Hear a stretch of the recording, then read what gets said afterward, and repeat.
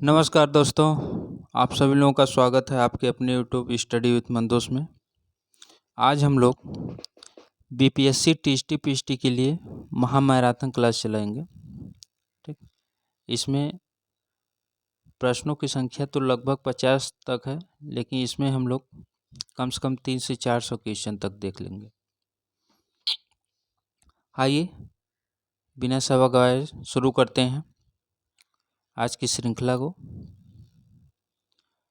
और इस श्रृंखला को आप लोग देख के जाइए, इससे बाहर नहीं जाएगा प्रश्नों को, अभी कंटिन्यू चलता रहेगा। पहला प्रश्न है, भूस्खलन भूस्खलन से संबंधित है।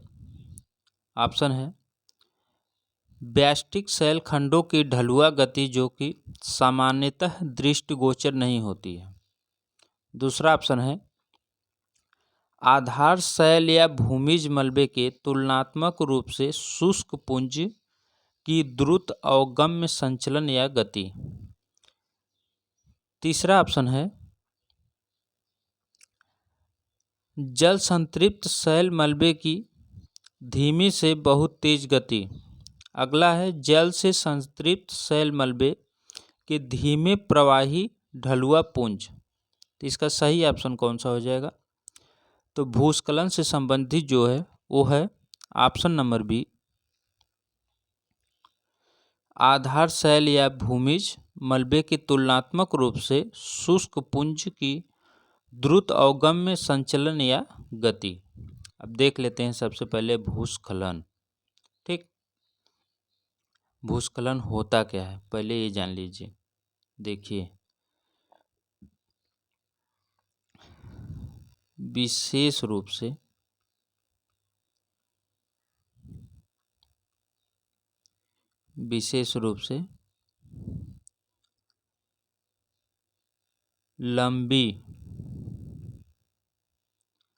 लंबी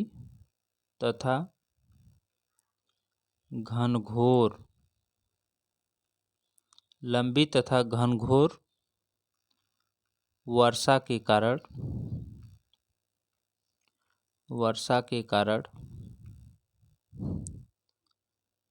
चट्टानें, ग्लेशियर,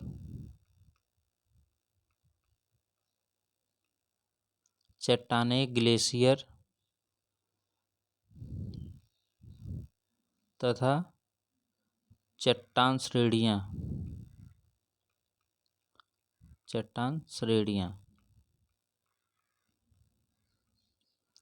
ये सब जब खिसक जाती हैं, किसके साथ? भूमि के साथ। ये सब भूमि के साथ खिसक जाती हैं तो उसी को भूस्खलन कहते हैं। ठीक, फिर से देख लीजिए, विशेष रूप से लंबी तथा घनघोर वर्षा के कारण चट्टानें, ग्लेशियर तथा चट्टान श्रेणियाँ भूमि के साथ जब खिसक जाती हैं तो उसे भूस्खलन कहते हैं। ठीक, अब भूस्खलन जो होता है ये भी दो प्रकार से होता है, एक मानव द्वारा भी होता है और एक प्राकृतिक द्वारा भी होता है। अब देखिए, जैसे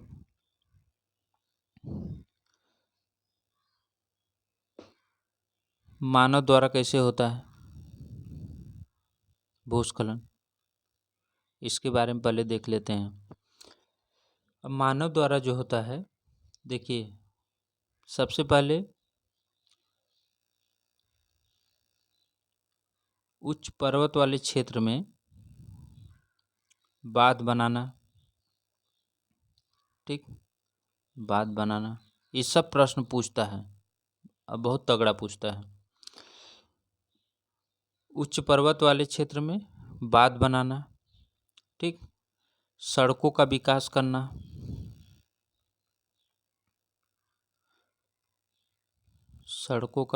करना, ऐसे ही ऑप्शन उठा के रख देता है, कौन इसमें सही नहीं है।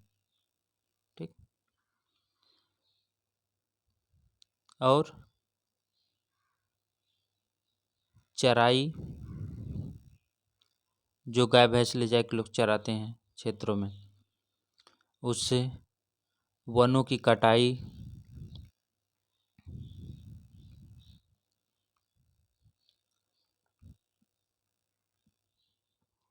वनों की कटाई ये सब मानव जनित है, ये सब मानव के द्वारा होती हैं। अब प्राकृतिक क्या है? प्राकृतिक का अगर बात करें तो प्राकृतिक में आ जाएगा वर्षा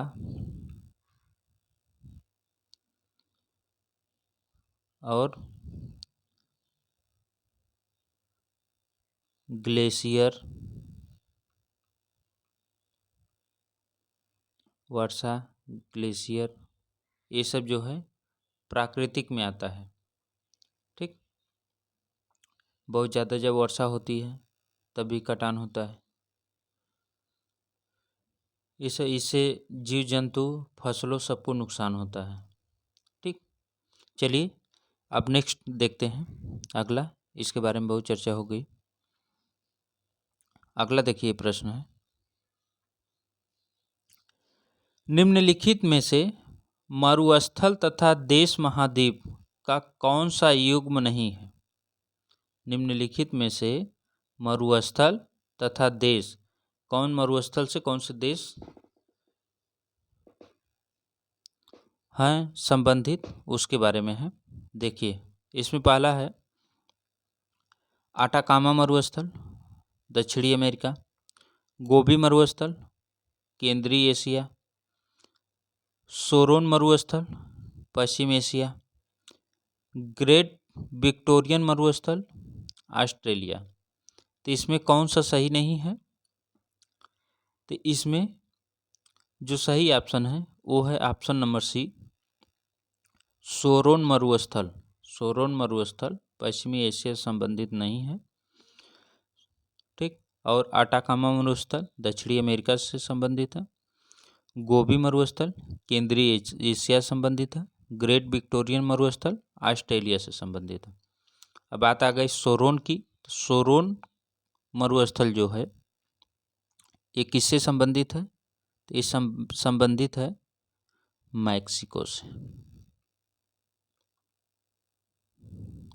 ठीक, ये संबंधित है मैक्सिको से।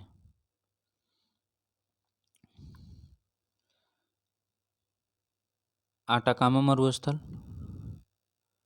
की अगर हम बात करें तो ये दक्षिण अमेरिका के उत्तरी क्षेत्र, उत्तरी चिली में है। उत्तरी चिली में आटाकामा मरुस्थल दक्षिणी अमेरिका के उत्तरी चिली में है। ग्रेट विक्टोरियन की बात करें तो ये मरुभूमि है, ये मरुभूमि है। ठीक, गोबी मरुस्थल का बेस क्षेत्र केंद्रीय एशिया में है। ठीक, केंद्रीय एशिया में है। इसका मुख्य क्षेत्र अगर देखा जाए तो इसका मुख्य क्षेत्र है मंगोलिया और चीन। मंगोलिया और चीन। ठीक, हो गया सबके बारे में जानकारी अच्छे से। आइए चलते हैं अब नेक्स्ट वीडियो में। देखिए अगला प्रश्न है, अंतः समुद्री केनियन के उद्भव के पंकिल धारा सिद्धांत के प्रतिपादकों में से एक निम्नलिखित थे। फिर से सुन लीजिए प्रश्न, अंतः समुद्री केनियन के उद्भव के पंकिल धारा सिद्धांत के प्रतिपादकों में से एक निम्नलिखित थे। तो अब कौन थे? ऑप्शन है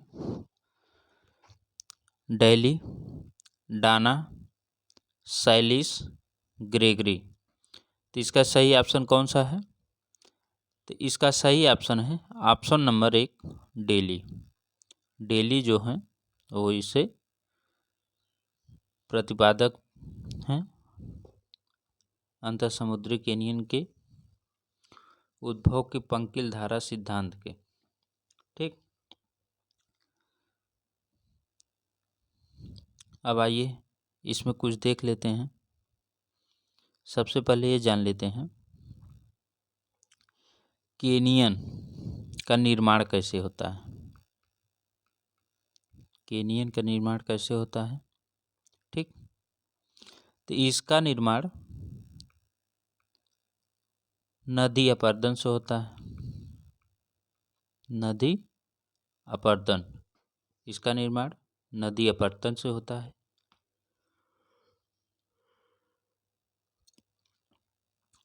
जो गार्ज होता है, गार्ज, जब गार्ज विस्तृत रूप में होता है, विस्तृत रूप में, तो उसी को कैनियन कहते हैं। ठीक, उसी को कैनियन कहते हैं। यह एक सामान्यतः वी आकार की घाटी है। कौन सी आकार की? वी। एक सामान्यतः वी आकार की घाटी है। ठीक, इतना तो हो गया। अब इसमें देख लीजिए जो ऑप्शन दिए हैं, जैसे डाना के बारे में। डाना जो है ये महाद्वीपों तथा महासागरों के उत्पत्ति से संबंधित हैं। महाद्वीप तथा महासागर,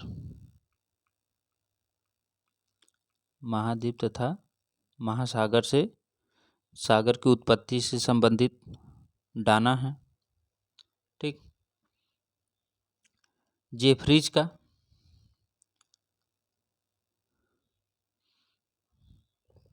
ये जो ग्रेगरी हैं, ये जेफरीज के साथ मिलके, जेफरीज, ये जेफरीज के साथ मिलकर स्थल सेतु,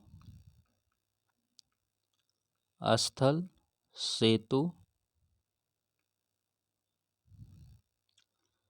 स्थल सेतु सिद्धांत दिए थे।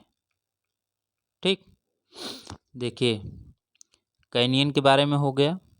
ठीक, उसके बाद डाना के बारे में हो गया कि महाद्वीप तथा महासागर से उत्पत्ति संबंधित हैं। गेगरी के बारे में मालूम हो गया, ये जेफरीज के साथ मिलकर स्थल सेतु सिद्धांत दिए थे। ठीक, चलिए अब नेक्स्ट चलते हैं और अगले प्रश्न देखते हैं। अगला प्रश्न है, पैन प्लेन शब्द किसका संकेत करता है? पैन प्लेन शब्द किसका संकेत करता है?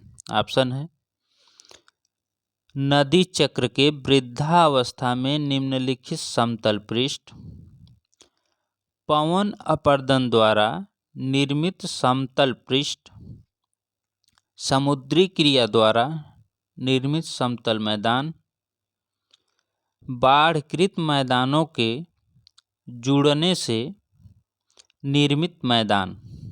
ठीक, तो इसका सही ऑप्शन कौन सा हो जाएगा? तो इसका सही ऑप्शन हो जाएगा ऑप्शन नंबर 1, नदी चक्र के वृद्धावस्था में निर्मित समतल पृष्ठ, यही होता है पैन प्लेन। अब इतना तो देख लिए, अब इसके बारे में थोड़ा और जानकारी ले लेते हैं। ये जो पैन प्लेन होता है, ये घर्षित मैदान होता है। क्या होता है? घर्षित मैदान होता है। ठीक, ये होता किन क्षेत्रों में है? तो ये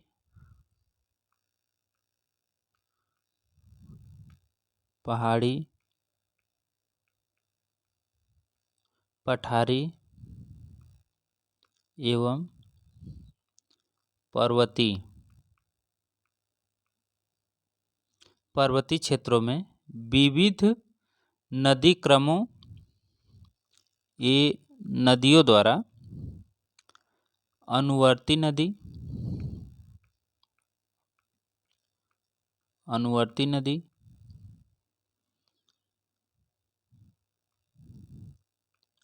आकस्मिक नदी,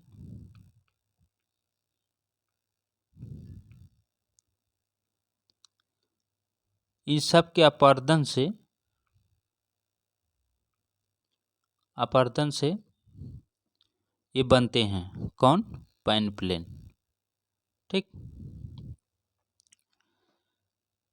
अगर बात करें पैन प्लेन की कि ये पैन प्लेन दिया कौन था, तो पैन प्लेन दिया कौन था? तो ये दिए थे डेविस। ठीक, ये दिए थे डेविस महोदय दिए थे पैन प्लेन।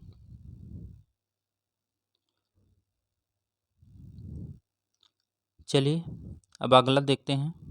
इतना तो हो गया इसमें।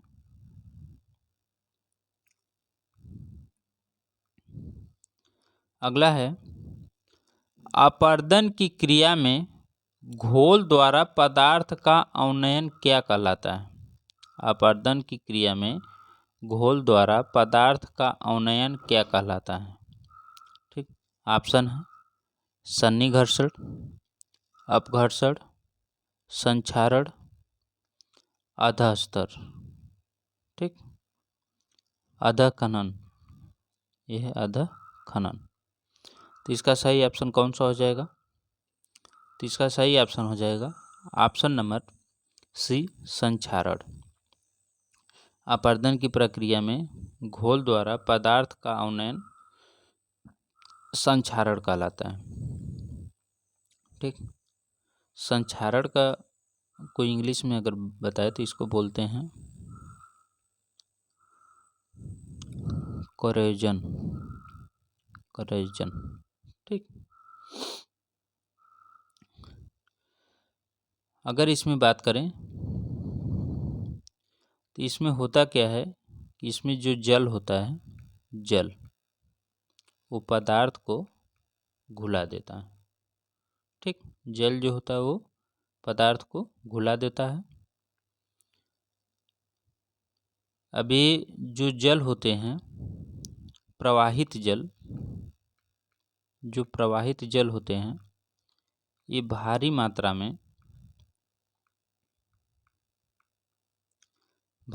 में अपने साथ चट्टानों को घुलाकर समुद्र में लेके जाते हैं। चट्टानों को घुलाकर समुद्र में लेके जाते हैं। ठीक, चलिए अब अगला देखते हैं। अगला प्रश्न है, सौर स्पेक्ट्रम को उसके तरंग दैर्ध्य के आरोही क्रम में व्यवस्थित करें। सौर स्पेक्ट्रम को उसके तरंग दैर्ध्य के आरोही, एक होता है अवरोही, एक होता है आरोही। ठीक, आरोही क्रम में व्यवस्थित करें। ऑप्शन है पराबैंगनी, सूक्ष्म तरंगे, एक्सरे और टेलीविजन तरंगे। तो इसका सही ऑप्शन कौन सा हो जाएगा? तो इसका सही ऑप्शन हो जाएगा सबसे पहले एक्सरे हो जाएगा, एक्सरे। उसके बाद हो जाएगा पराबैंगनी, ए। ठीक, फिर हो जाएगा सूक्ष्म तरंगे, बी। उसके बाद टेलीविजन तरंगे, डी। तो सी, ए, बी, डी जिस ऑप्शन में मिल रहा है वही सही है। तो ये ऑप्शन नंबर सी सही हो जाएगा। ठीक, सौर स्पेक्ट्रम के बारे में। अगर बात कर लें एक्स तरंग की, तो इसका जो तरंग दैर्ध्य होता है वो 10⁻⁻10 होता है, इसका तरंग दैर्ध्य। ठीक, इतना मीटर से लेकर के 10⁻⁻1 तक होता है। ठीक, बात करें पराबैंगनी तरंगों की तरंग दैर्ध्य की, तो इसका होता है 10⁻⁻8 से 10⁻⁻ -7 तक। ये पराबैंगनी का होता है। ठीक। और अगर आगे बात करें तो सूक्ष्म तरंगों का जो होता है, सूक्ष्म तरंग का जो होता है वो होता है 10⁻³ से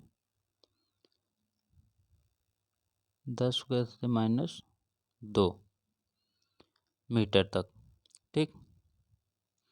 और टेलीविज़न या रेडियो की अगर बात करें तो इसका होता है 10⁻³ से 1 मीटर तक।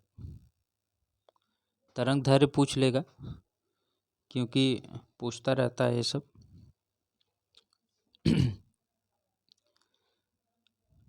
चलिए, इतना हो गया। फिर अब देखते हैं नेक्स्ट।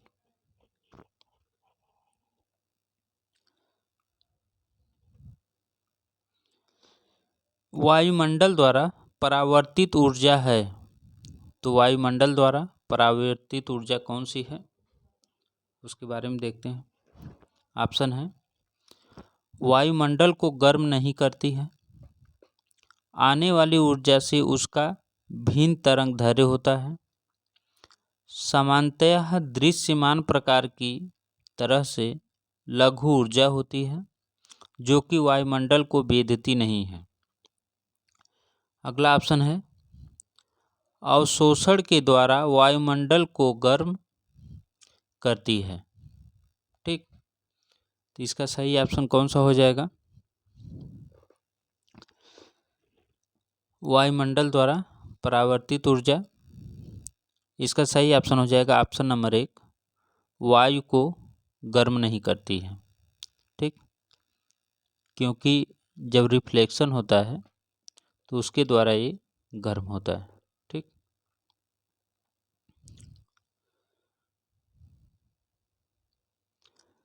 चलिए देखते हैं नेक्स्ट।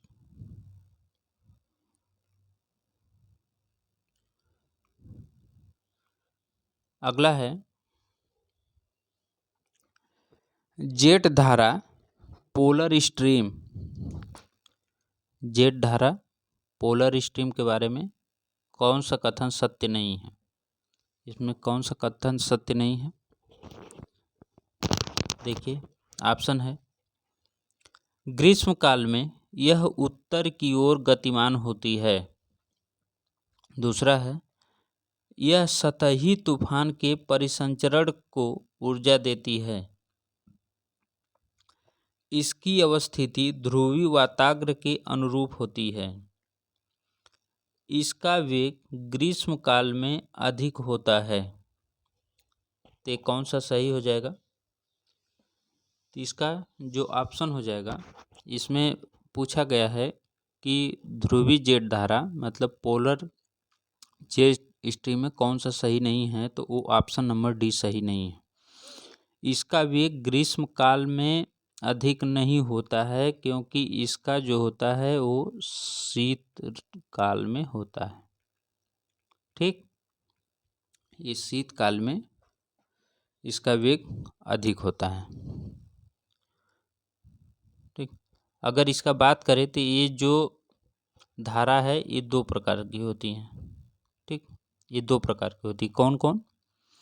तो पहला इसमें होता है उपोष्ण जेट धारा, उपोष्ण जेट धारा। ठीक। दूसरा होता है मध्य अक्षांशी,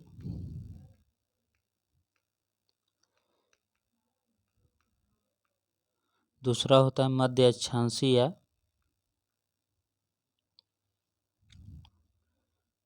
ध्रुवीय जेट धारा।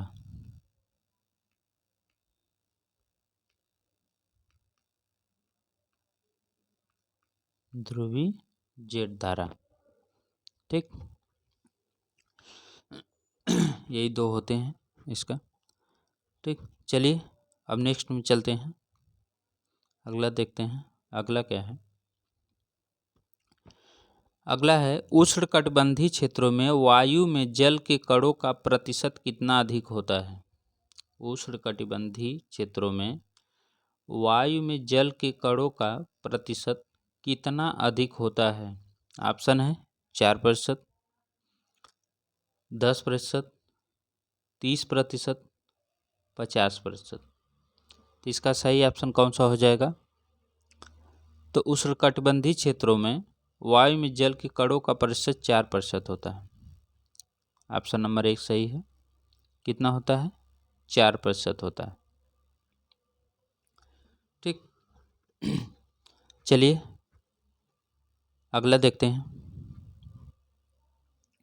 अगला है प्रतिचक्रवात में ऊर्ध्वाकार वायु प्रवाह निम्नलिखित में भलीभूत होता है। प्रतिचक्रवात में ऊर्ध्वाकार वायु प्रवाह निम्नलिखित में भलीभूत होता है।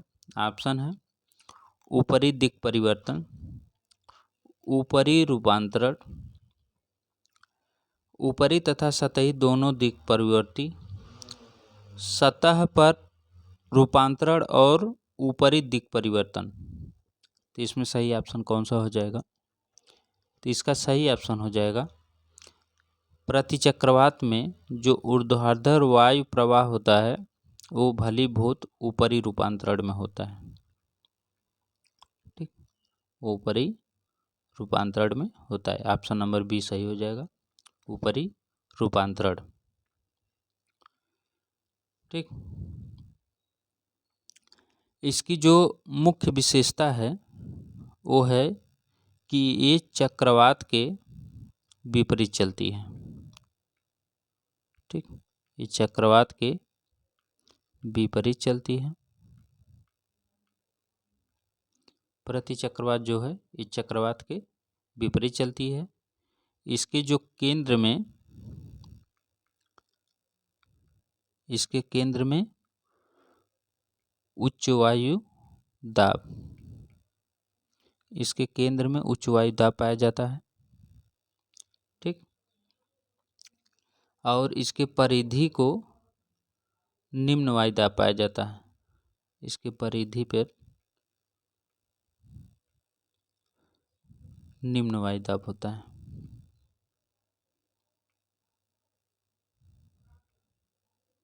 ठीक, ये चक्रवात के विपरीत होता है। इसके केंद्र में उच्च वायु दाब पाया जाता है और ये इसके परिधि में निम्न वायु दाब पाया जाता है। ठीक, लेकिन एक बात और याद रख लीजिएगा कि भूमध्य रेखीय क्षेत्र में, बहुत इंपॉर्टेंट लाइन है ये, भूमध्य रेखीय क्षेत्र में,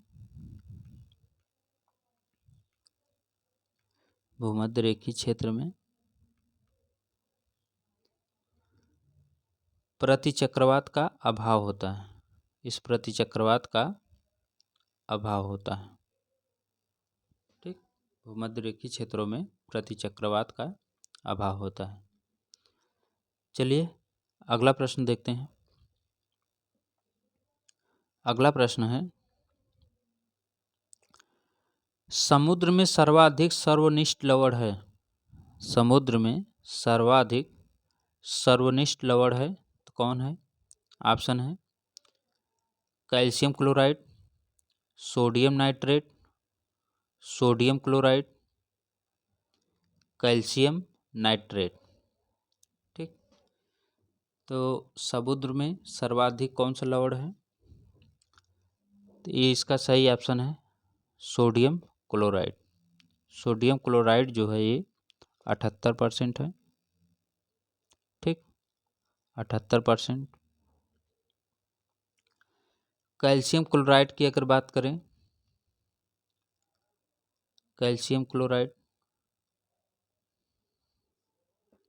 ये 7% के लगभग है।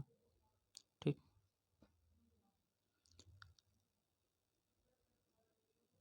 अगर सोडियम के बाद बात करें तो सोडियम के बाद, सोडियम क्लोराइड के बाद मैग्नीशियम क्लोराइड होता है। मैग्नीशियम मैग्नीशियम क्लोराइड,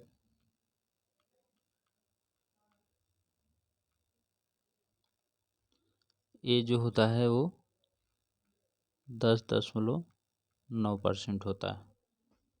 ठीक, और इसमें होते क्या क्या हैं? सोडियम क्लोराइड होते हैं, मैग्नीशियम क्लोराइड होते हैं, ठीक, फिर कैल्शियम क्लोराइड होते हैं, फिर सोडियम नाइट्रेट होते हैं, फिर कैल्शियम नाइट्रेट होते हैं।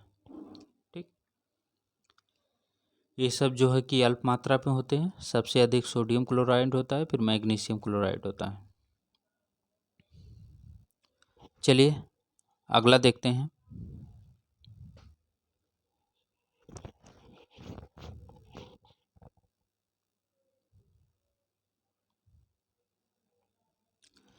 अगला है, जल चक्र में वाष्पीकरण के एकदम पहले क्या आता है?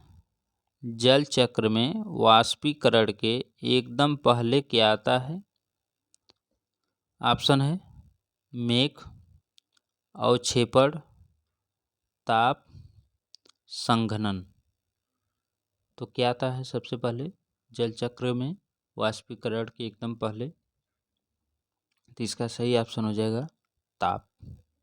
संघनन से पहले ताप आता है, जब ताप बढ़ता है तभी संघनन होता है। ठीक,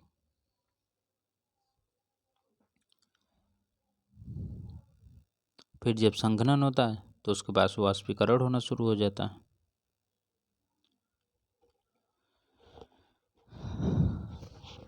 अगर वाष्पीकरण की बात करें, इसमें क्या होता है कि जो महासागर होते हैं, महासागर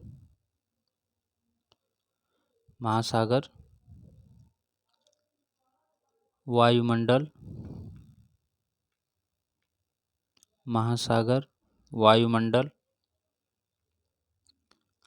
एवं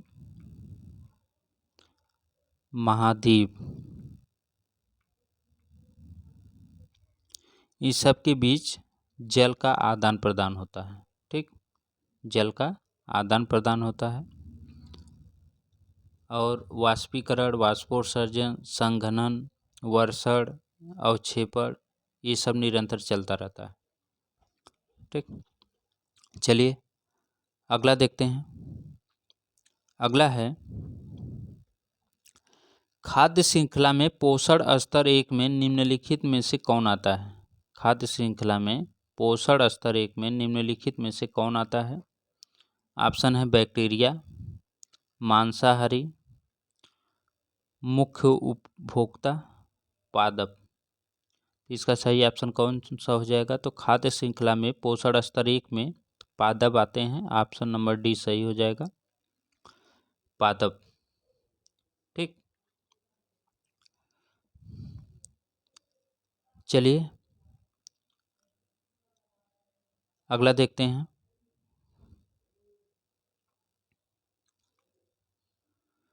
अगला प्रश्न है प्रश्न नंबर 14। 14 में क्या है? इसमें है, निम्नलिखित में से कौन सा क्षेत्र ग्लोब के कार्बन सिंक के रूप में जाना जाता है? ग्लोब के कार्बन सिंक के रूप में जाना जाता है। ऑप्शन है अंटार्कटिका, सवाना, उत्तर पश्चिमी यूरोप, उष्णकटिबंधीय वर्षावन। तो इसका सही ऑप्शन कौन सा हो जाएगा? कार्बन सिंक के रूप में कौन जाना जाता है ग्लोब क्षेत्र के? तो इसका सही ऑप्शन हो जाएगा उष्णकटिबंधीय वर्षावन। ठीक, उष्णकटिबंधीय वर्षावन, ऑप्शन नंबर डी सही हो जाएगा।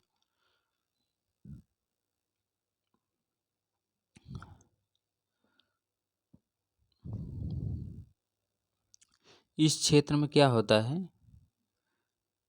उष्णकटिबंधीय वर्षावन वाले क्षेत्र में इसमें अल्प विकसित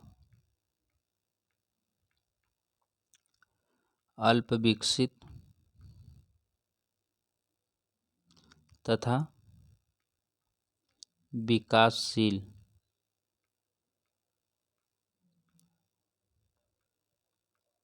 विकासशील देश आते हैं। ठीक, अल्प विकसित और विकासशील देश आते हैं। इस क्षेत्र में औद्योगिकरण को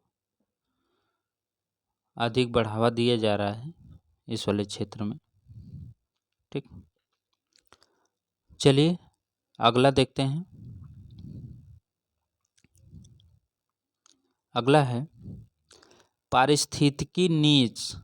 पारिस्थितिकी नीच किसका संकेतक है? पारिस्थितिकी नीच ये होता है पारिस्थितिकी नीच। ठीक, पारिस्थितिकी नीच किसका संकेत करता है? ऑप्शन है मनुष्य तथा पर्यावरण के बीच अंतःक्रिया, पारिस्थितिकी व्यवस्था में जीव की कार्यात्मक भूमिका, मनुष्य तथा पौधों की अंतःनिर्भरता, उपर्युक्त में से कोई नहीं। इसका सही ऑप्शन कौन सा हो जाएगा? तो पारिस्थितिकी नीति संकेत जो देता है वो देता है पारिस्थितिकी व्यवस्था में जीवों की कार्यात्मक भूमिका। ऑप्शन नंबर बी सही हो जाएगा। पारिस्थितिकी व्यवस्था में जीव की कार्यात्मक भूमिका। अगला देखिए, अगले प्रश्न की बात करें तो अगला है निम्नलिखित में से किसने यह अवधारणा की कि वर्तमान भूत की कुंजी है? वर्तमान भूत की कुंजी है, यह अवधारणा किसकी है? तो इसके प्रतिपादक है हटन। कौन है? हटन। इनका नाम है जेम्स हटन। ठीक, जेम्स हटन ये वर्तमान भूत की कुंजी है के प्रतिपादक हैं। ठीक, और आगे देखते हैं।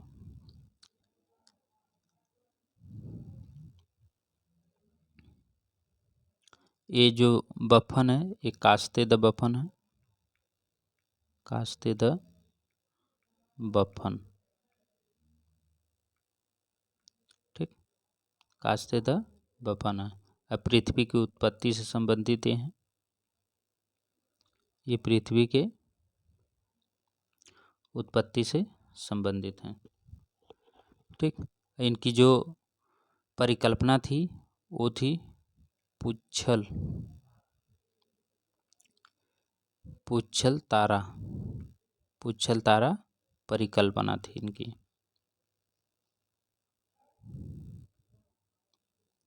ठीक, पुच्छल तारा परिकल्पना थी।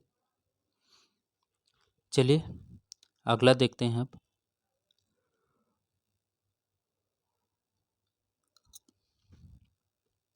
अगला है रीटर के अनुसार इस उपागम को कि कुछ भौगोलिक तथ्यों की वैज्ञानिक रूप से व्याख्या नहीं की जा सकती। कुछ भौगोलिक तथ्यों की वैज्ञानिक रूप से व्याख्या नहीं की जा सकती। ठीक, तो ये किससे संबंधित है? ऑप्शन है पारिस्थितिकी, क्षेत्रीय, उद्देश्यवादी, स्थानिक। तो ये किससे संबंधित है? तो इसका सही ऑप्शन है ऑप्शन नंबर सी उद्देश्यवादी। कुछ भौगोलिक तथ्यों की वैज्ञानिक रूप से व्याख्या नहीं की जा सकती, ये उद्देश्यवादी है। ठीक, उद्देश्यवादी की अगर बात करें तो इसे इंग्लिश में बोलते हैं टेलियोलॉजी। ठीक, टेलियोलॉजी इसे इंग्लिश में बोलते हैं टेलियोलॉजी। और जो एक कार्ल रीटर हैं, कार्ल रीटर, इनके बारे में थोड़ी चर्चा कर लेते हैं। देखिए जो कार्ल रीटर हैं ये आधुनिक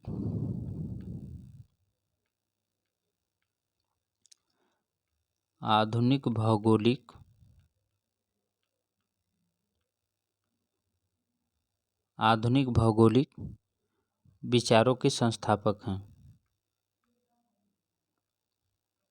विचारों के संस्थापक हैं। ठीक, आधुनिक भौगोलिक विचारों के संस्थापक हैं कौन? रिटर महोदय। ठीक,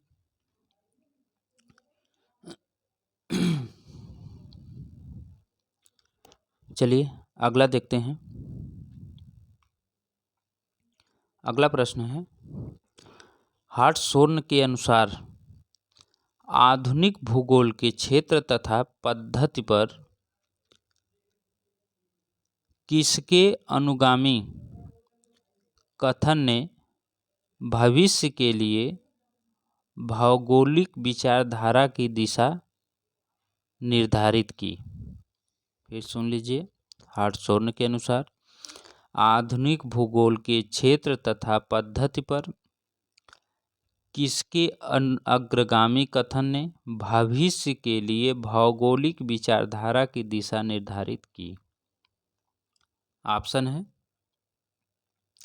ब्लास, स्लूटर, रेडजेल, रिchthofen।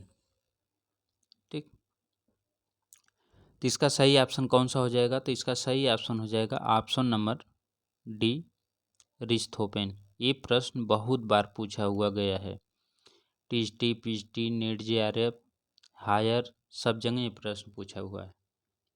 ठीक, अगर रिchthofen की बात में करें, रिchthofen, थोड़ी जानकारी इनके बारे में भी ले लेते हैं। रिchthofen जो हैं ये जर्मन विद्वान है।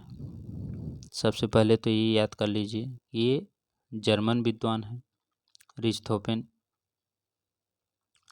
और ये प्रथम जर्मन विद्वान हैं जिन्होंने सामान्य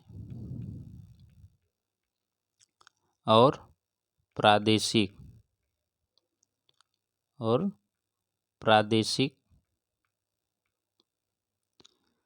भूगोल को वितरण विज्ञान नाम दिया था। ये वितरण विज्ञान नाम दिए थे सबसे पहले। ठीक, और इनकी रचना जो है वो बहुत फेमस है। चीन के कोयला वाले क्षेत्र का शांसी सेंसी का। ठीक, और वो कोल माइन का वहाँ पे खोज भी किए थे, और वहाँ के लोयस के मैदान खोज किए थे चीन के, यही रिchthofen महोदय। अगला प्रश्न देखते हैं। अगला है, मानव जीवन में जलवायु की प्रमुख भूमिका पर किस भूगोलवेत्ता ने जोर दिया था? मानव जीवन में जलवायु की प्रमुख भूमिका पर किस भूगोलवेत्ता ने जोर दिया था? ऑप्शन है गेडिस, जेफरसन, हंटिंगटन, ब्रून्स। ठीक, तो इसका सही ऑप्शन कौन सा हो जाएगा? तो ये बहुत फेमस है जलवायु संबंधित हंटिंगटन महोदय। ठीक, हंटिंगटन महोदय ये अमेरिकी भूगोलवेत्ता थे। ये अमेरिकी भूगोलवेत्ता थे हंटिंगटन महोदय। ठीक, और अगर बात करें जेफरसन का, तो जेफरसन जो है केंद्रीय स्थान दिए थे, केंद्रीय स्थान।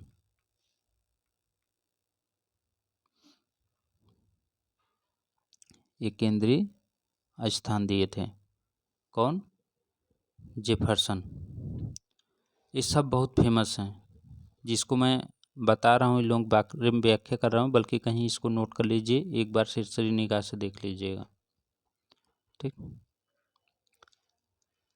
अगर ब्रून्स की बात करें तो ब्रून्स ने यमन भूगोल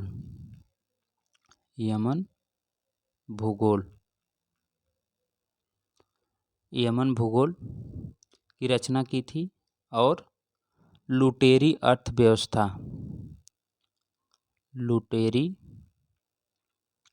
अर्थव्यवस्था का भी वर्णन किए थे।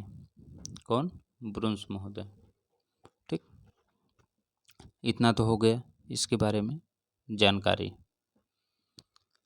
चलिए अब अगला देखते हैं। अगला है, यह विचार कि ऐसा हिमयुग था जिस दौरान अधिकांश उत्तरी यूरोप हिम या बर्फ की चादर से आच्छादित था, की वैधता स्थापित करने का श्रेय सामान्यतः किसे दिया जाता है? तो इसका श्रेय किसे दिया जाता है? तो इसका श्रेय आगासीज को दिया जाता है। ऑप्शन में है आगासीज, रामसे, ज्यूक्स, पेंक। तो ये ऑप्शन आगासीज का सही है, आगासीज। ठीक, इन्होंने यूरोप में जो हिम चादर थे, जो हिम आया था, उसका नाम ये दिए थे गुंज, मिंडेल, रीस, वुर्म। ठीक, वुर्म। और ये क्रम भी पूछा गया है कई बार, तो इसका यही क्रम है, गुंज, मिंडेल, रीस, वुर्म। ठीक, और अमेरिका में भी आया था। अमेरिका में, ये तो यूरोप का था। अब अमेरिका वाला कौन सा था? देखिए यहाँ पे लिख देते हैं साफ साफ, अमेरिका का। अमेरिका में भी 4 हिमयुग आए थे। कौन कौन? नेब्रास्कन, नेब्रास्कन, नेब्रास्कन,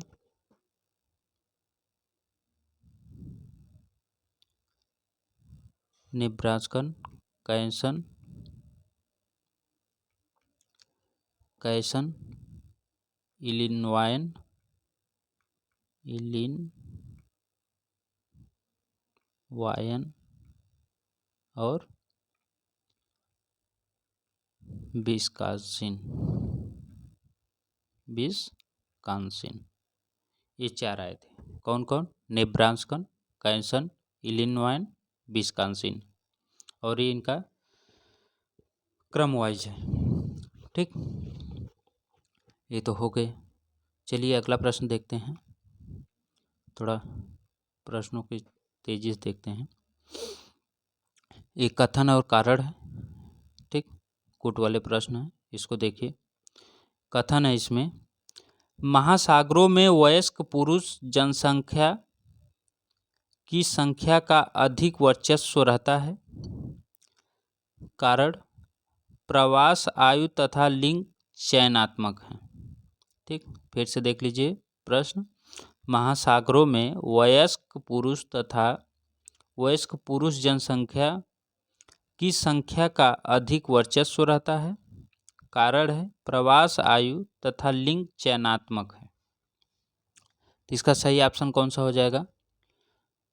पहले ऑप्शन है ए और आर दोनों सही है, आर ए की सही व्याख्या करता है। ए और आर दोनों सही है, आर ए की सही व्याख्या नहीं करता है। ए सही है परंतु आर गलत है, ए गलत है परंतु आर सही है। तो इसका सही ऑप्शन हो जाएगा ऑप्शन नंबर 1, ए और आर दोनों सही है। ठीक, अगर प्रवास की बारे में बात करें तो सबसे अधिक प्रवास कहाँ होता है? तो सबसे अधिक प्रवास गांव से गांव होता है, जिसमें महिलाओं का सबसे अधिक होता है।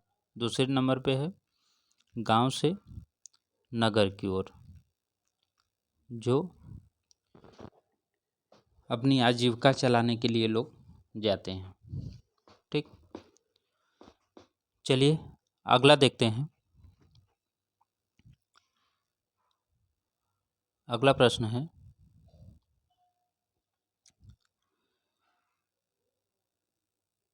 भारत में कुल जनसंख्या में बुजुर्गों मतलब 60 प्लस की संख्या का प्रतिशत निम्नलिखित के बीच बढ़ता है। तो किसके बीच बढ़ता है? ऑप्शन है 2 से 5, 5 से 10, 10 से 12 और 12 से 25। तो इसका सही ऑप्शन कौन सा हो जाएगा? तो इसका सही ऑप्शन हो जाएगा ऑप्शन नंबर बी, 5 से 10% होता है बुजुर्गों की संख्या। ठीक, इसमें जो होती है वो मध्यम वर्ग की जनसंख्या सबसे अधिक होती है। ठीक, अगला देखते हैं। अगला प्रश्न है, निम्नलिखित में से कौन सी प्रवास धारा भारत में अधिकतम प्रवास का अनुभव करती है? तो इसमें कौन सी धारा सबसे अधिकतम प्रवास की अनुभव करती है? तो ऑप्शन है ग्रामीण से ग्रामीण, ग्रामीण से नगरी, नगरी से नगरी और नगरी से ग्रामीण। तो इसका सही ऑप्शन कौन सा हो जाएगा? अभी मैं इसके बारे में बात किया था, तो इसका सही ऑप्शन हो जाएगा, सबसे अधिक प्रवास का जो अनुभव होता है वो ग्रामीण से ग्रामीण में होता है, जिसमें महिलाओं का सबसे अधिक होता है। ठीक, चलिए अगला करते हैं। ग्रामीण से शहर की ओर आजीविका के लिए अभी बात किया था मैं, होता है। ठीक, चलिए अगला देखते हैं। अगला है, 21वीं शताब्दी के अंत तक प्रक्षेपित नगरीय विश्व या सार्वभौमिक शहर को निम्नलिखित में से कौन सा व्यक्त करता है? ऑप्शन है सन नगर, नगर क्षेत्र, विश्व नगरी मेगालोपोलिस, वास्य क्षेत्र, इक्विमिल मेनोपोलिस। तो इसका सही ऑप्शन कौन सा हो जाएगा? तो इसका सही ऑप्शन हो जाएगा ऑप्शन नंबर डी, वास्य नगरी या इक्यू मेनोपोलिस। ये सही ऑप्शन है इसका। ठीक, मेगालोपोलिस जिगाटमैन दिए थे, जिगाटमैन।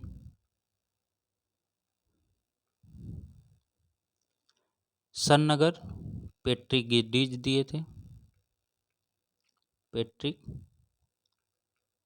गिडीज सन नगर दिए थे। ठीक, पेट्रिक गिडीज। चलिए अगला देखते हैं हम। अगला है, निम्नलिखित में से कौन सा अधिवास का यादृच्छिक वितरण इंगित करता है? ऑप्शन है 0.49, 1.00, 1.59 और 2.15। तो इसका सही ऑप्शन कौन सा हो जाएगा? तो इसका सही ऑप्शन हो जाएगा 1.00, बी ऑप्शन सही हो जाएगा। ठीक, 1.00 अधिवास का यादृच्छिक वितरण को इंगित करता है। ठीक, अगला प्रश्न है, संसाधन की तनन क्षमता क्या संकेत करती है? संसाधन की तनन क्षमता क्या संकेत करती है? ऑप्शन है समुचित प्रतिस्थापन खोजने की क्षमता, विनाश की संभाव्यता, अधिक उत्पादन की क्षमता, अनिशेषणता। तो इसका सही ऑप्शन कौन सा हो जाएगा? इसका सही ऑप्शन है ऑप्शन नंबर सी, अधिक उत्पादन की क्षमता। ठीक, अधिक उत्पादन की क्षमता। इसमें जो होते हैं संसाधन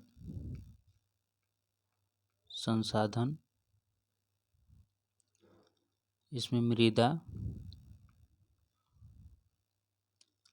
वन, जल, खनिज, ये सब पाए जाते हैं। ठीक, चलिए अगला देखते हैं। अगला है, वान थीनेन के मॉडल के अनुसार भूमि उपयोग के निम्नलिखित अनुक्रमों में से कौन सा सही है? इसमें कौन सा सही है?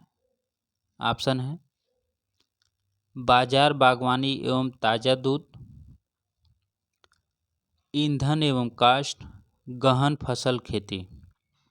दूसरा है ईंधन एवं काष्ठ, गहन फसल खेती, बाजार बागवान एवं ताज़ा दूध।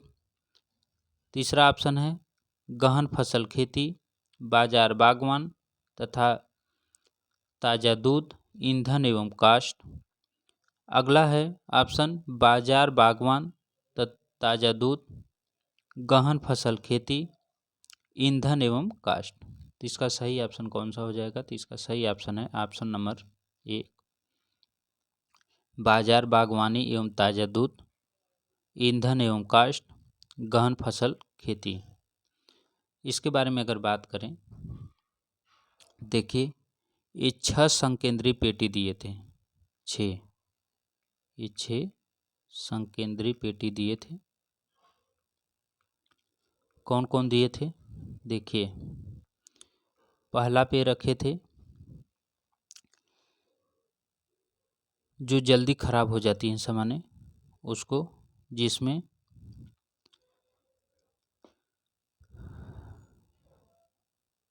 बागवानी बोले तो साग सब्जी,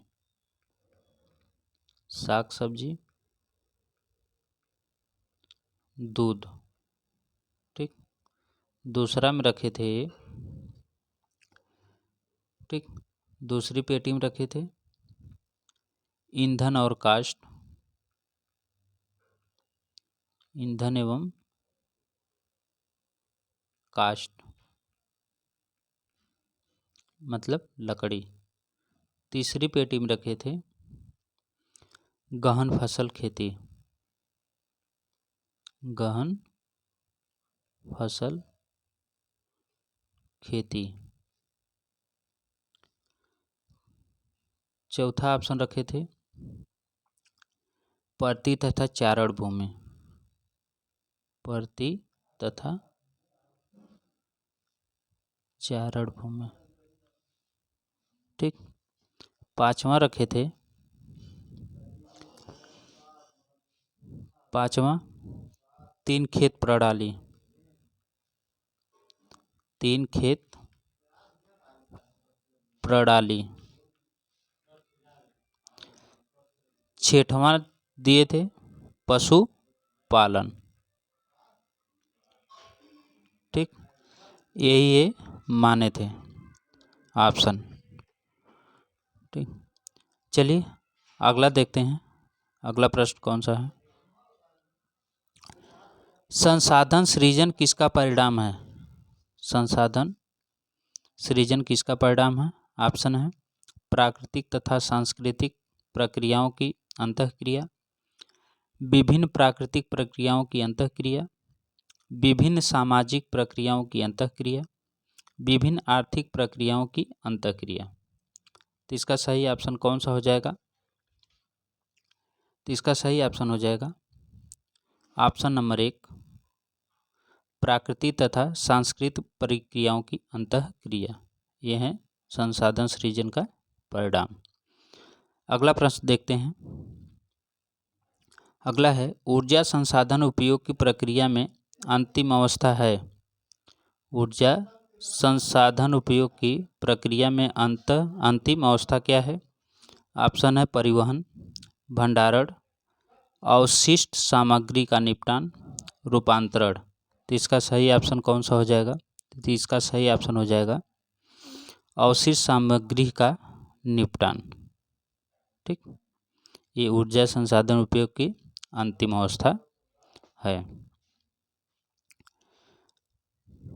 ठीक, अगर प्रथम अवस्था की बात करें तो प्रथम में हो जाएगा ऊर्जा स्रोत का भंडारण। ठीक, ऊर्जा स्रोत का भंडारण। दूसरा में बात करें तो ऊर्जा विद्युत में रूपांतरण, ऊर्जा का विद्युत में रूपांतरण। ठीक, तृतीय की बात करें तो परिवहन में मतलब इसका उपयोग। अंतिम का बात अगर करें तो उसी सामग्री का निपटान। ठीक, अगला देखते हैं। अगला है निम्नलिखित में से किसने अनुक्रमिक विस्तरण परिवहन नेटवर्क मॉडल विकसित किया? ठीक, किसने किया है? ऑप्शन है डिसूजा एवं पार्टर, ब्राउन तथा ब्रेसी, मिडल सीयर्स तथा रोस्टो, टाफे मॉरिल तथा गुल्ड। तो इसका सही ऑप्शन कौन सा हो जाएगा? तो इसका ऑप्शन नंबर डी सही हो जाएगा। टाफे मॉरिल तथा गुल्ड जो हैं वो परिवहन नेटवर्क मॉडल विकसित किए थे। ठीक, अगला प्रश्न है, इतिहास की भौगोलिक दूरी की अवधारणा का प्रस्ताव किसने दिया था? इतिहास की भौगोलिक दूरी की अवधारणा का प्रस्ताव किसने दिया था? ऑप्शन है मैकिंडर, मार्टिन, क्रोपटिन, रेडजेल। तो इतिहास की भौगोलिक दूरी की अवधारणा मैकिंडर ने दिए थे। ठीक, मैकिंडर 1904 में उनकी एक पुस्तक आई थी रॉयल जियोग्राफी सोसाइटी, उसी में अपनी अवधारणा दिए थे। ठीक, अब ये ब्रिटिश भूगोलवेत्ता हैं। ठीक, ब्रिटिश भूगोलवेत्ता हैं। अगला प्रश्न देखते हैं। अगला है, चिली अपनी आकृति के अनुसार किस वर्ग में पड़ता है? चिली अपनी आकृति के अनुसार किस वर्ग में पड़ता है? ऑप्शन है खंडित, खंडित लंबाकार, लंबाकार, सहत लंबाकार। तो चिली जो है वो खंडित लंबाकार आकार में दिखता है, इसी वर्ग में आता है। ठीक, और ये दक्षिण अमेरिका का देश है। अगले प्रश्न की बात करें अगर, तो अगला है, वर्ष में प्रति 1000 जीवित जन्मे बच्चों के जन्म के प्रथम वर्ष में मरने वाले बच्चों की संख्या कहलाती है। ऑप्शन है मृत्यु दर, मानकीकृत मृत्यु दर, शिशु मृत्यु दर, जीवन प्रत्याशा दर। तो इसका सही ऑप्शन कौन सा हो जाएगा? तो इसका सबसे सही ऑप्शन हो जाएगा शिशु मृत्यु दर। वर्ष में प्रति 1000 जीवित जन्मे बच्चों के जन्म के प्रथम वर्ष में मरने वाले बच्चों की संख्या को शिशु मृत्यु दर कहते हैं। ठीक, शिशु मृत्यु दर। अगला है, 2011 की जनगणना के अनुसार साक्षरता दरों के अवरोही क्रम को लेकर राज्यों की निम्नलिखित व्यवस्था में से कौन सा सही है? ऑप्शन है केरल, मिजोरम, त्रिपुरा, गोवा, केरल, गोवा, मिजोरम, त्रिपुरा, गोवा, केरल, त्रिपुरा, मिजोरम, मिजोरम, त्रिपुरा, केरल, गोवा। तो इसका सही ऑप्शन कौन सा हो जाएगा? तो सही ऑप्शन इसका हो जाएगा ऑप्शन नंबर 1 केरल, मिजोरम, त्रिपुरा, गोवा।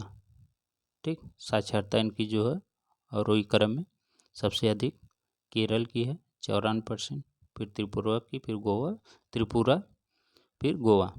ठीक, केरल, मिजोरम, त्रिपुरा, गोवा। चलिए अगला देखते हैं।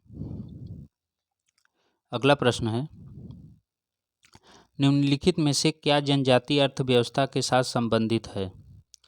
गहन खेती, स्वच्छ उद्योग, खनन तथा उत्खनन, स्थानांतरण कृषि। तो जनजातीय अर्थव्यवस्था से संबंधित स्थानांतरित कृषि है, जो एक जगह से दूसरे जगह एक खेती अपना करते रहते हैं, जंगलों को काट के जला के खेती करते हैं। अगला प्रश्न देखें। योजना आयोग द्वारा प्रस्तावित भारत के कृषि जलवायु देशों का क्षेत्रों का आधार क्या है? योजना आयोग द्वारा प्रस्तावित भारत के कृषि जलवायु क्षेत्रों का आधार क्या है?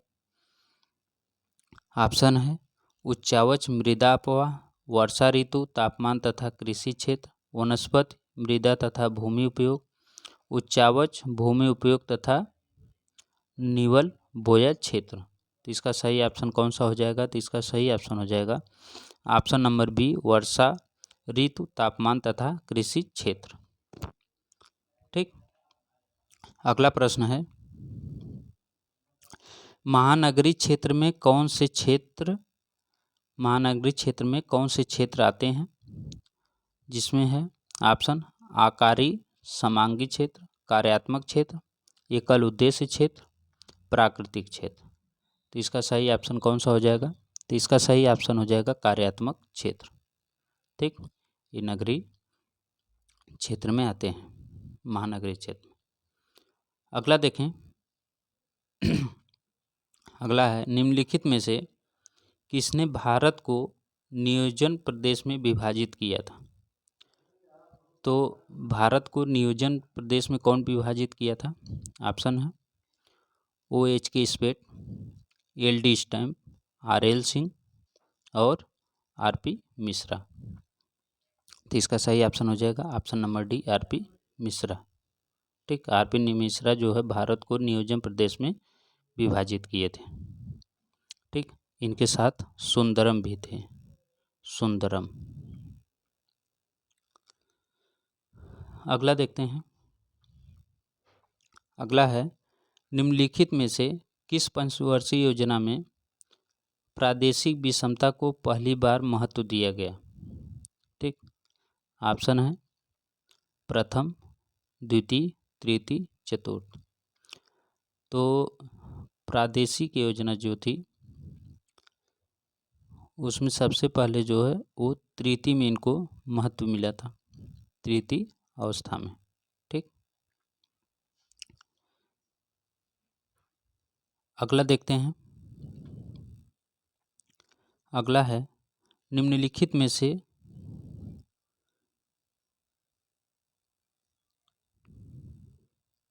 कौन शाश्वत विकास का संगठक नहीं है? निम्नलिखित में से कौन शाश्वत विकास का संगठक नहीं है? ऑप्शन है अंतःपीढ़ी स्थानांतरणता, सामाजिक न्याय, अंतः प्रादेशिक स्थानांतरण, अन्य इष्टमेतर संसाधन उपयोग।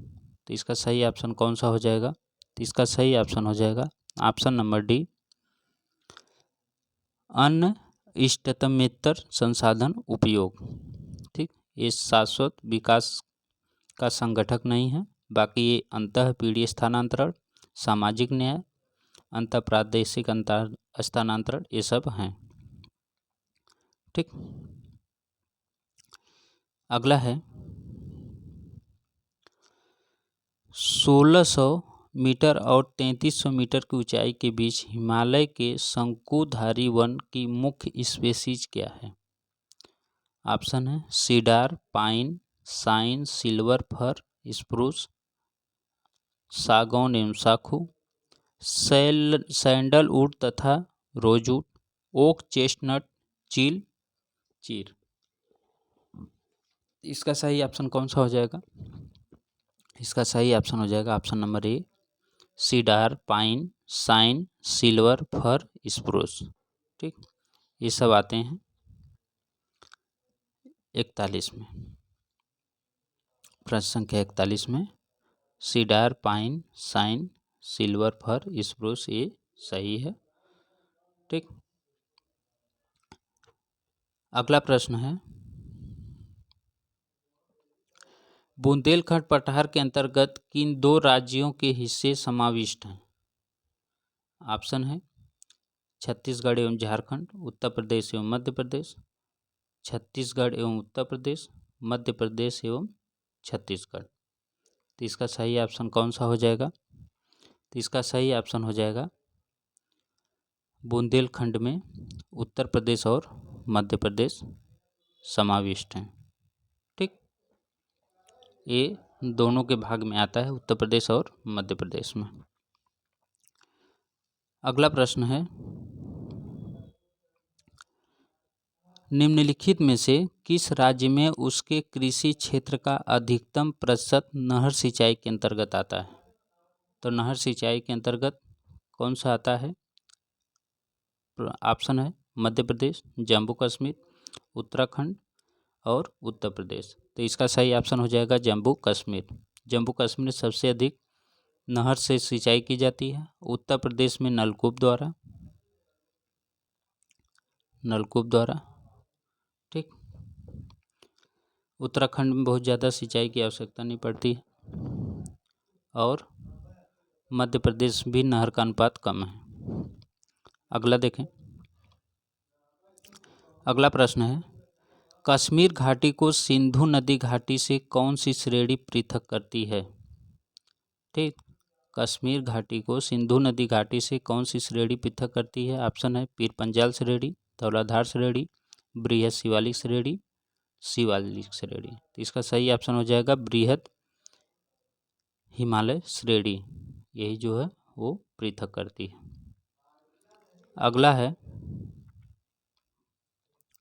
अगला प्रश्न है, वितरण की बिंदु पद्धति किसका संकेत करती है?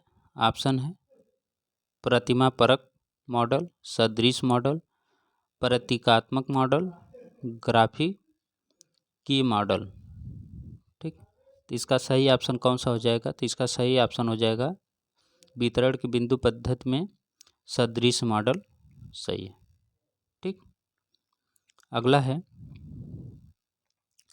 विसरण का तुलनात्मक माप निम्नलिखित में से क्या है? ऑप्शन है मानक विचलन, चतुर्थ विचलन, विचलन गुणक और परिसरण। तो इसका सही ऑप्शन कौन सा है? तो इसका सही ऑप्शन है विचलन गुणक, ऑप्शन नंबर सी सही है। बस आज के लिए इतना ही है। अगर अच्छा लगे तो लाइक शेयर सब्सक्राइब करना ना भूलें। ठीक, और कैसा लगा सेशन कमेंट बॉक्स में ज़रूर बताएं, और आगे कैसे प्रश्न चाहिए आप लोगों को इसका भी आप लोग कमेंट बॉक्स में बताइएगा, वैसा हम वीडियो बना देंगे। बस आज के लिए इतना ही है, फिर मिलेंगे नेक्स्ट वीडियो में, तब तक के लिए नमस्कार।